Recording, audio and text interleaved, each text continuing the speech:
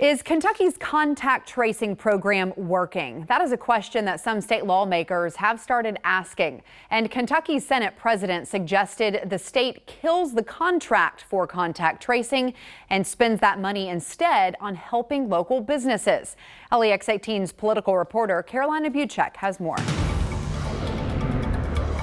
All right, we have an update from Mark Carter now on contact tracing. Updates like this have become a part of normal life this year.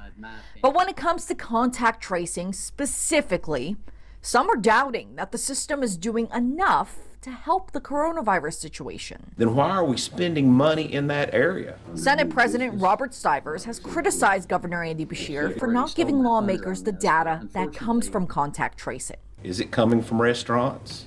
Is it coming from retail? Is it coming from social gatherings of family? When asked that question at our briefing, they cannot give us those answers. And he's doubting that the data is good enough to help come up with a plan to stop the coronavirus.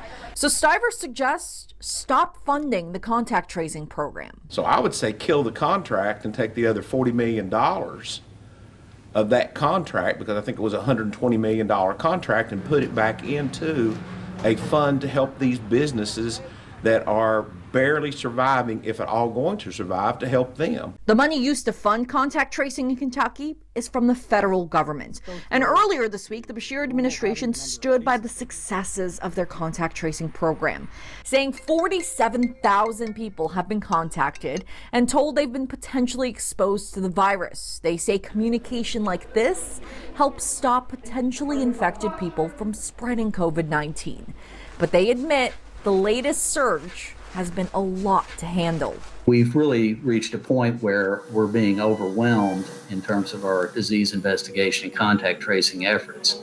And I think that is in part because we haven't had the level of compliance that we need to have with the public health recommendations around masking and social distancing and so forth. The Kentucky Democratic Party stood by the governor's coronavirus decision, saying, quote, robust contact tracing is recommended by the White House and the CDC and is done by all 50 states. In Frankfort, Carolina Buchek, LEX 18 News.